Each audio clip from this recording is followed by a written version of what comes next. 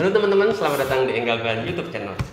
Dan di video kali ini kita akan melanjutkan di video podcast kemarin ya teman-teman, karena di sini di video podcast kali ini kita kedatangan tamu nih. Ya bukan tamu sih sebenarnya, teman dari grup Enggalban juga, yaitu sepertinya teman-teman sudah kenal, yaitu expert Enggalban, yaitu Mas Faisal berserta istrinya. Halo Mas Faisal. Halo Mas Ali.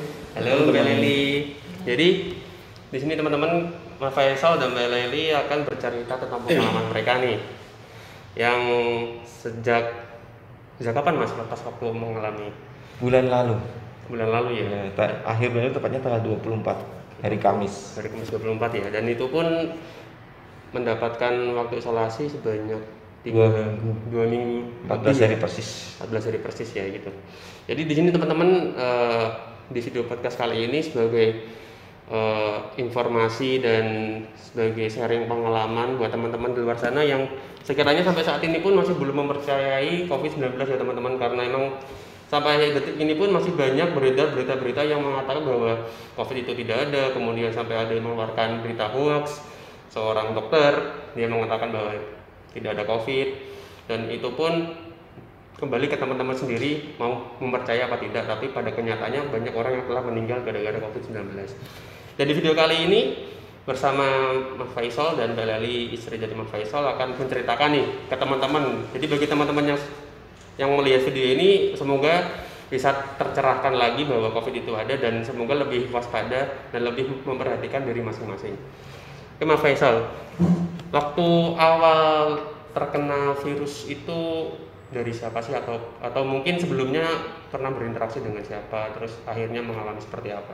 Jadi gini, saya kan dapat info dari istri ketika pulang minggu kedua bulan Juni. Pulang kerja ini kan, istri cerita, tapi itu tetangga ada yang kena positif. Ya udah, saat itu kita nggak keluar rumah Mas Alif. Cuman kan ibu mertua, ibunya Mbak Leli ini kan kalau sholat kan jamaah, kebetulan rumah kita di depan musola persis. Jadi maghrib isya itu jamaah. Ya pikirku kan nggak mungkin orang positif jamaah kan, soalnya di kampung kita begitu dengan positif mereka langsung isolasi mandiri, nggak keluar rumah sama sekali. Pikir kita aman. Nah, hari Minggu tanggal 20 Juni 2021 ya, aku biasanya keluar sama Mbak Leli nih, keluar jalan ini kan hampir seharian. Nggak tahunya ibu ternyata drop badannya.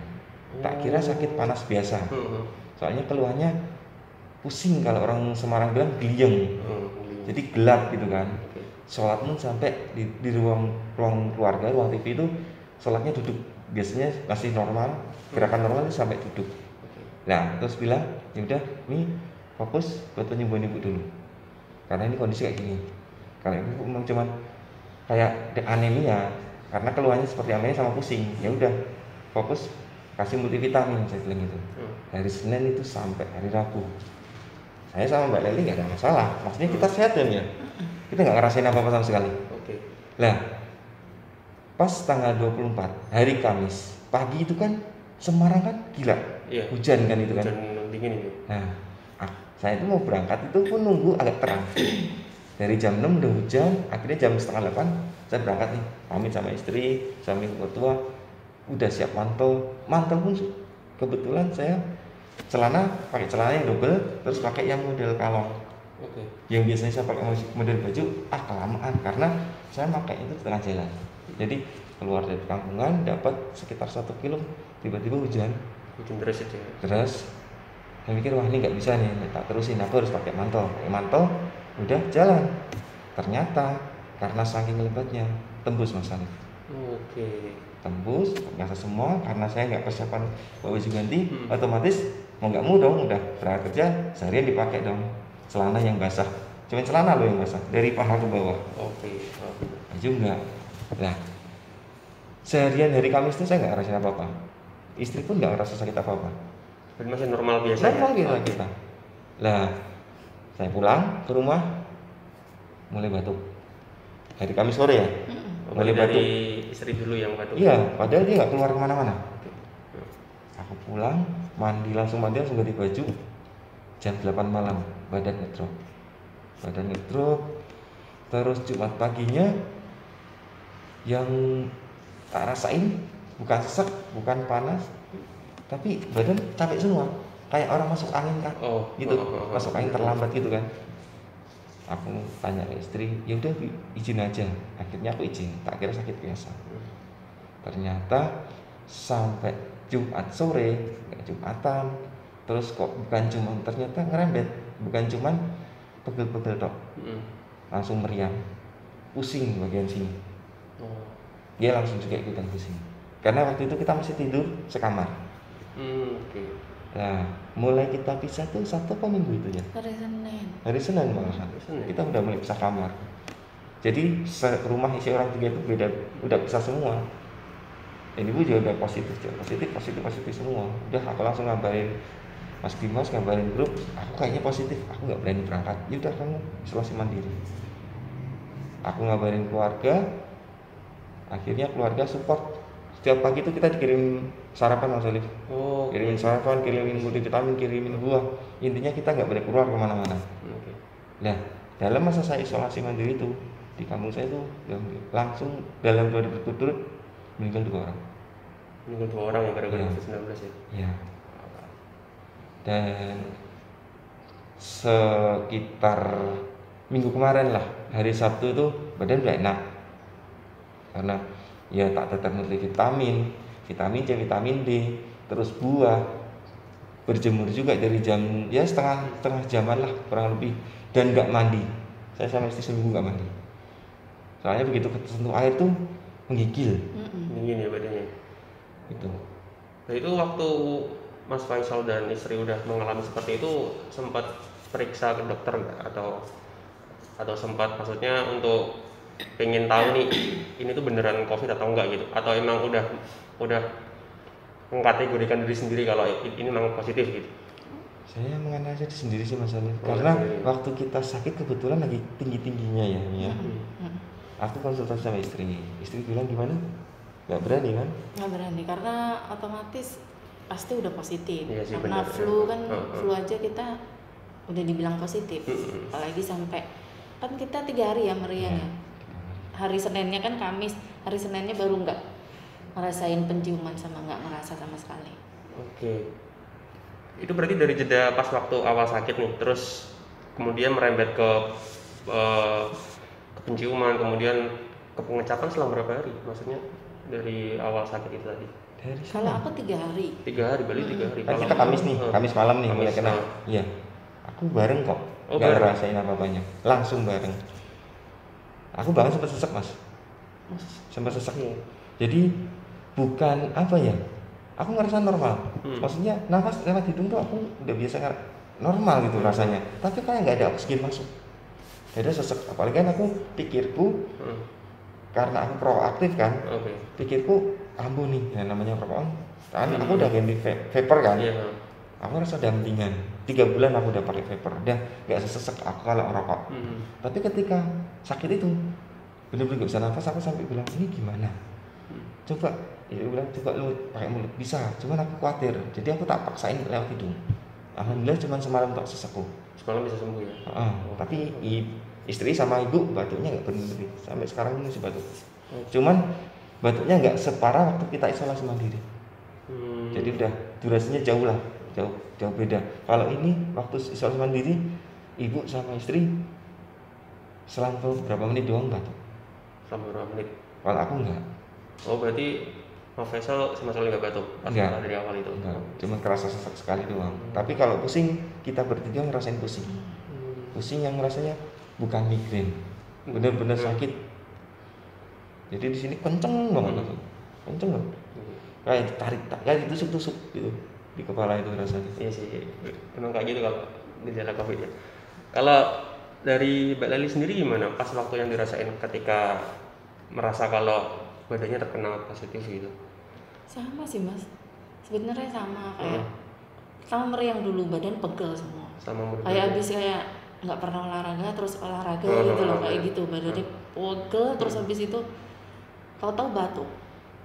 Padahal nggak flu, nggak pilek, nggak apa, tahu-tahu batuk. Batuk ya. Batuknya tuh kayak apa ya? Kayak dibilang kita kayak kurang oksigen gitu loh. Kayak nggak ada bisa napas, cuman nggak bisa kayak kurang leluasa gitu loh kalau napas tuh, kayak maksudnya oksigennya dikit gitu loh Mas, kayak nggak ini. Iya sih, berarti kayak terbatas banget kalau nafas gitu ya. Benar. Jadi emang kita mutusin nggak maksudnya nggak periksa karena kita udah aku baca-baca kan banyak kan teman-teman aku itu mereka udah pulang semua karena rumah sakit udah penuh.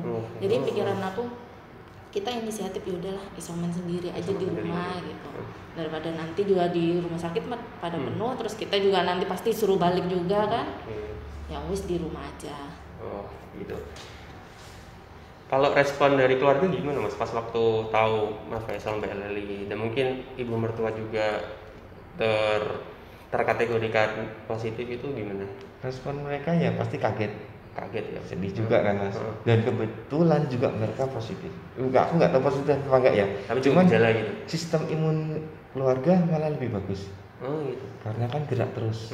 Karena keluarga saya kan pengusaha. Kebetulan bergerak di bidang jual beli buah. Jadi kalau mereka kan pasti banyak gerak karena harus dipreparasi dan sebagainya, kena panas juga mereka.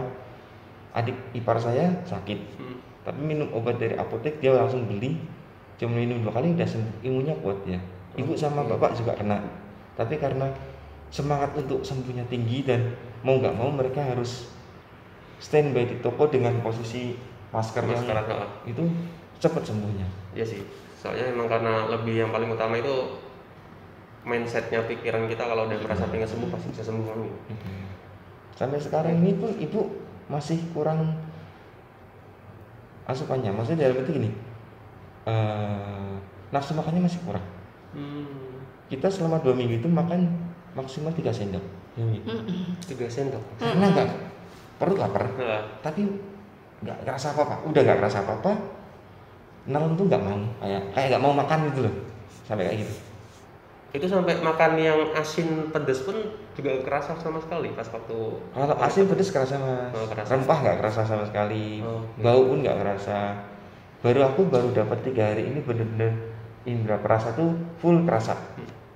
Baru 3 hari ini. Padahal aku udah masuk dari Senin kan. Senin itu aku udah ngerasa normal, tapi penciuman sama perasa masih. Jadi sempet kerasa nih. Sore nggak kerasa apa-apa lagi. Kayak gitu. Ini juga istriku juga lama. Sama ya. Kalau respon dari warga sekitar Mas, maksudnya setelah tahu atau nggak tahu pas waktu mereka tahu, tetangga kanan kiri tahu, bahkan ya support juga. Jadi yang support kita tuh bukan cuma dari pihak keluarga, ya warga juga ngasih sarapan bubur, ngasih buah juga kayak gitu. Ya karena memang kebetulan yang tiap hari ke rumah tuh ponakan saya nganterin makanan, jadi mereka tahu. Terus mereka sempat ngobrol dari jauh, di luar pagar. Ngobrol ya saya tanya tuh, iya Bu, kita lagi isolasi mandiri. Oh iya deh Mas, butuh apa? Alhamdulillah untuk asupan dan bahan makanan kita cukup. Yaudah, besok pagi ibu tak bawain bubur. Nah, besok paginya mereka bawa. Paling cuma dicantelin ya di iya, pagar. Cuma ketok pagar ya. Ketok pagar, tak tahu lu ada makanan gitu. Oh iya Bu, makasih. Saya dari jarak jauh. Oke, ya alhamdulillah bisa dapat lingkungan yang sangat support gitu ya, ketika mengalami seperti itu. Kalau dari Mbak Leli ada satu kecemasan nggak sih pas waktu ketika aduh nih aku merasa positif nih, terus kan sekarang kan banyak beredar nih yang berita sudah berapa ribu orang yang meninggal gara-gara COVID, kemudian dari rumah sakit pun sudah nggak bisa menangani. Ada satu kecemasan di hati nggak ketika tahu suami udah kena, ibu udah kena? Enggak sih Mas, kalau cemas kepikiran aneh-aneh enggak, cuman emang yang agak ditakutin tuh sesaknya. Sebenarnya takut nggak hilang gitu. Takutnya kok nanti kalau misalkan ini pikirannya cuman itu tok nanti kalau kurang oksigen terus gimana, pikiran itu terus. Kalau yang lain-lainnya enggak sih, karena emang bener-bener kayak kita tuh sama kayak misalkan kalau flu kan kita masih ini ya, bisa nafasnya enggak, pokoknya beda, sesak nafasnya kena COVID sama flu tuh beda gitu loh. Yang ditakutin ya cuman itu toh. Kalau yang lainnya enggak sih. Soalnya dia ngerasa sampai hidungnya tuh bumbet kanan kiri. Padahal nafas. Sampai separah itu ya maksudnya. Saya juga semalaman. Oh betul, aku kok kondisi parah-parahnya semalam doang, alhamdulillah. Ini sampai 2-3 hari. Ini gimana ya, Pi? Kenapa? Aku kok ngerasa bumpet. Kamu bisa nafas? Bisa, tapi kayak ngerasa bumpet aja. Gimana sih kalau posisi pilek bumpet? Iya, sampai udah kasih itu loh, kasihnya aku ikuti buat buat ngerangsang biar ini cair. Tapi dikasih pun bisa nafas, bisa, tapi nggak ada yang meler. Nggak ada yang meler. Suara pun kayak orang pilek bindeng gitu loh, Mas. Bindeng biasa. Cuman dia gimana ya, nggak bisa diungkapin, susah. Emang agak dibilang nggak tahu ya di ininya apa di saluran ini. Benar-benar kayak buat napas tuh mungkin kalau orang ini kan gitu kan. Enak kan lega, kalau itu nggak bisa lega ya. Terus selama isolasi di rumah selama 14 hari merasa jenuh nggak sih? Maksudnya jenuh di rumah, terus pengen keluar tapi nggak bisa, pengen ketemu keluarga tapi nggak bisa. Nangis rasanya, Mas. Pengen nangis. Mas Ali kan tahu sendiri saya gimana aktivitasnya. Bahkan Pak Mas Dimas itu juga bilang saya itu tipikal orang nggak bisa anteng, diem di rumah, nggak bisa. Pengennya keluar terus. Libur 2 hari aja udah bingung. Ini aku 14 hari di rumah. Depresi ya, Mas. Serius. Soalnya kita di rumah mau ngapain? Misalkan mau game pun, game yang bisa game aku doang. Anak lagi nyantri, jauh. Mau ngundang teman nggak mungkin. Mau keluar kita sadar diri kita daripada malah membahayakan jiwa orang lain, ya kan? Terus ngapain di rumah? Nonton TV itu aja programnya. Bahkan kita malah makin paranoid karena kita lihat, kita monitor terus setiap hari itu berapa yang masuk rumah sakit, berapa yang dikirim ke pemakaman. Jadi kita malah udahlah TV sempat matiin sehari karena takut malah ngedoktrin mindset kita sendiri. Kan itu malah bikin down pikiran kita, malah bahaya juga. Kita udah depresi ya, kalau kayak gini udahlah. Paling mainan Instagram. Lihat Instagram doang. Main TikTok. Ngeliatin scroll itu doang. Iya sih, memang harus kayak gitu. Kalau dari anak sendiri setelah tahu Mbak Dali sama Mas Faisal terkena, sempat sedih nggak? Maksudnya atau malah nangis pengen ketemu gitu, tapi karena lagi isoman nggak boleh ketemu. Iya sih, kalau anak sih lebih, kalau dibilang nangis enggak ya, karena dia kan susah orangnya buat ini. Oh gitu. Jauh ya. Cuman emang dia agak khawatir, Bunda nggak apa-apa, tiap hari kadang nelpon. Padahal itu di pondoknya nggak boleh main handphone. Tapi bisa. Saking ya, gimananya dia pinjam sama. Iya, namanya seorang anak kan kalau udah tahu ibunya sakit kan tetap khawatirnya udah nggak karuan kan gitu. Ya gimana, orang sakit semua Mas di rumah. Jadi emang akunya istilahnya aku sakit ngurusin orang sakit juga kan.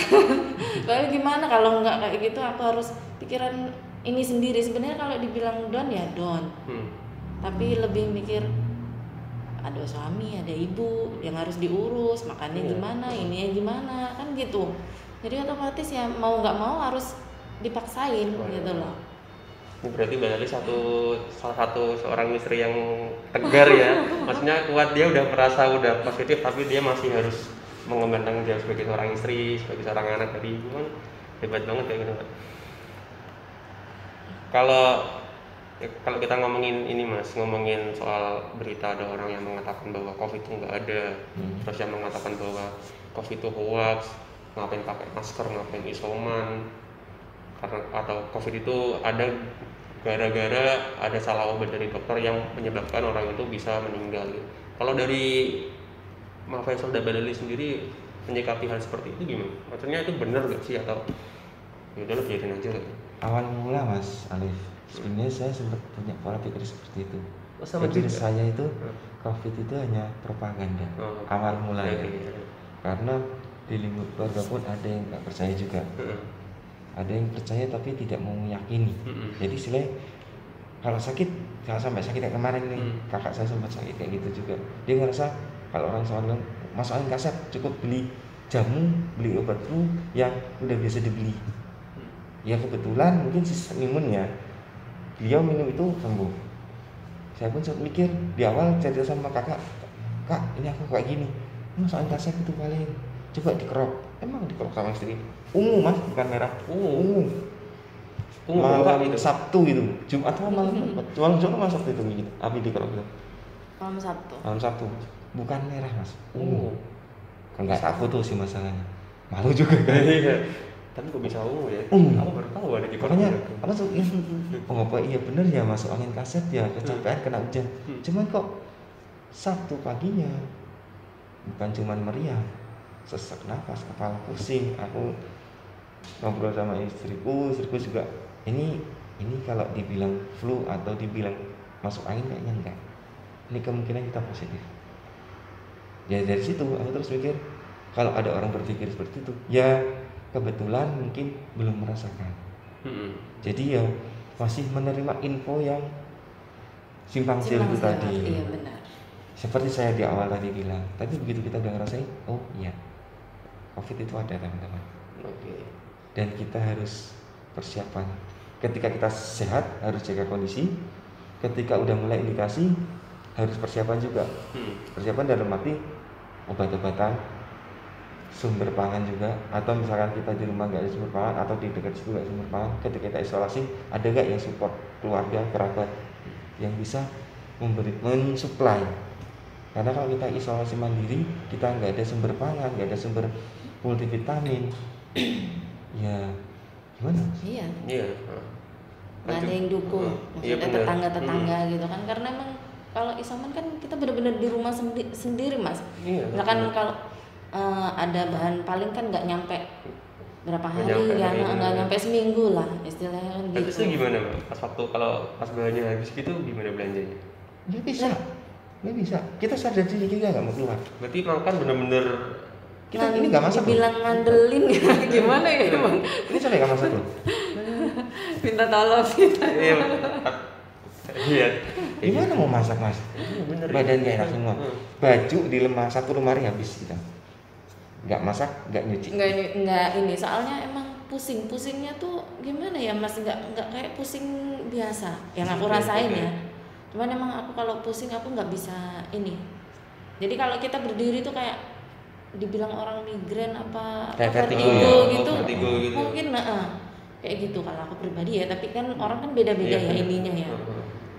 Makanya aku bener-bener full tidur, kecuali kalau udah agak enakan baru aku ngapain masak air atau apa gitu. Palingnya dia kegiatan di rumah cuma nyuci piring. Soalnya kan kita makan. Iya. Anak harus bersih. Bener. Cuci baju, ngepel, nyapu, bersihin rumah, bahkan masak. Udahlah stop dulu nggak apa-apa. Akhirnya efeknya ya baju 2 lemari ya kita habis. 2 lemari habis. Iya bener sih. Soalnya nggak mandi kita mas emang. Kita nggak mandi, jadi kita emang paksain tuh berkeringat. Kita nggak mandi, tapi ya kita kan tetap harus ganti baju toh. Kalau nggak ganti baju kan takutnya kumannya malah makin ini. Gatel badan malah nggak enak juga. Terakhir nih, selain terakhir. Kan Mbak Faisal sama Mbak Lili kan udah sempat mengalami ya namanya positif COVID-19. Kalau mau ngasih pesan buat orang-orang nih yang sedang nonton video ini, yang mereka mungkin masih terpapar, masih isoman ataupun yang belum terpapar dan belum percaya, ada pesan apa buat mereka? Oke, untuk teman-teman yang masih, semoga aja jangan sampai ya, yang belum pernah ngerasain kayak kita, jaga kondisi badan, jaga kesehatan, jangan lupa prokesnya, masker, apalagi ini udah varian Delta, kalau bisa kayak saya ini double, ya minimal 1 lapis lah, jangan sampai lepas. 1 itu. Nomor 2 juga jaga kebersihan di lingkungan kita beraktivitas. Untuk teman-teman yang lagi posisi isolasi mandiri, tetap semangat, harus punya mindset saya bisa sembuh. Iya.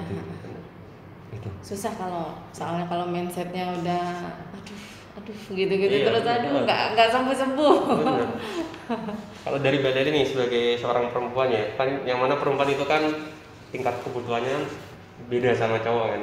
Kalau cowok kan gampang tinggal soal baju soal yang lainnya, tapi kan kalau cewek kan terkadang kalau dia di mens itu pun kalau dia lagi soman kan juga susah kalau dia mau beli pembalut nggak bisa. Ini gimana kalau dari Mbak Leli mau ngasih pesan buat perempuan di luar sana nih yang masih terpapar ataupun belum terpapar? Ya itu salah ininya jaga kebersihan. Aku waktu isoman itu sempat datang bulan Mas. Memang.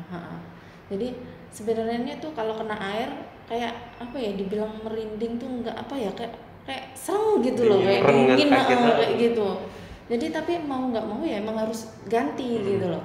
Jadi emang meskipun aku nggak mandi, tapi aku emang harus menjaga kebersihanku. Kalau aku sih kayak gitu sih, cuman kalau ibu aku karena mungkin udah sepuh ya, jadi mungkin kalau mau apa mau deket-deket air tuh kayak ini sendiri gitu loh, kayak takut, kayak parno sendiri gitu loh. Ya balik lagi ke kitanya sih sebenarnya, jaga kesehatannya, terjaga kebersihannya, tetap semangat, benar-benar harus punya mindset yang positif. Jangan ada negatif-negatifnya, meskipun emang kenyataannya kayak gitu emang, cuman ya dari diri kita sendiri aja. Oke teman-teman, jadi seperti itu yang udah Mas Faisal dan Mbak Lali udah ceritakan nih ke kita semua, bahwa emang COVID-19 itu ada, kemudian emang pengaruhnya besar banget, apalagi kalau sampai terpapar itu kan mau nggak mau harus isoman. Kalau nggak isoman ya bisa di rumah sakit, tapi di rumah sakit keadaan sekarang memang belum kondusif. Jadi bagi teman-teman yang masih isoman di luar sana, tetap semangat seperti yang dikatakan oleh Mbak Lali dan Mas Faisal, harus tetap berpikir positif, jangan pernah sekalipun berpikir negatif bahwa tubuh kita nggak akan sembuh. Enggak, kita harus berpikir positif, benar-benar positif kalau tubuh kita bakal bisa sembuh, imun kita bisa kuat, bisa melawan virus tersebut. Dan bagi teman-teman di luar sana nih yang sekiranya sampai sekarang pun belum percaya akan adanya COVID-19, kemudian mempercayai berita hoax dan yang lainnya, mulai sekarang teman-teman admin sebagai perwakilan dari tim Inggalban meminta tolong buat teman-teman, percayalah teman-teman bahwa COVID-19 itu benar-benar ada, benar-benar satu penyakit yang nggak kita inginkan tapi nggak kelihatan, mau nggak mau kita kalau udah terkena udah berat banget, kayak udah dialami oleh Mas Faisal dan Mbak Lali, sampai sesak nafas ya, sesak nafas, mau aktivitas nggak bisa, apalagi yang orang udah terbiasa aktivitas di luar, ketika udah harus isoman 14 hari, wah depresinya minta ampun ya. Nah, itu. Jadi untuk kesimpulannya bisa teman-teman ambil sendiri, hikmahnya bisa teman-teman ambil sendiri dari video kali ini. Sekian aja untuk episode kali ini teman-teman. Apabila ada pertanyaan ataupun ada yang ingin sharing juga bersama tim Inggalban, ingin menceritakan pengalaman kalian tentang COVID-19 ini, sehingga teman-teman yang di luar sana juga bisa mengetahui ini, bisa belajar lebih banyak lagi bagaimana sih kita menangani COVID-19. Oke, sekian aja dari admin Inggalban, orang Inggal, orang Medan. Makasih ya. Oke, makasih Mas, makasih Mbak Lali.